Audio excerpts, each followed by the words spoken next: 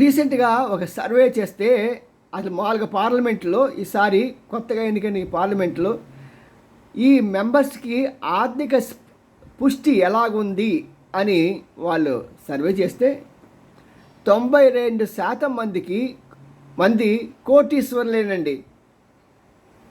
మరి ఒక ఎంపీ స్థానానికి పోటీ చేయాలంటే 100 కోట్లు మినిమం ఖర్చు పెట్టాల్సిన దౌర్భాగ్యం పట్టిన ఈ రోజుల్లో కోటీశ్వరులు కాకుండా ఎవరు ఉంటారండి? ఒకసారి ఆలోచించండి. మరి ప్రజలు కూడా ఒకసారి ఆలోచించండి.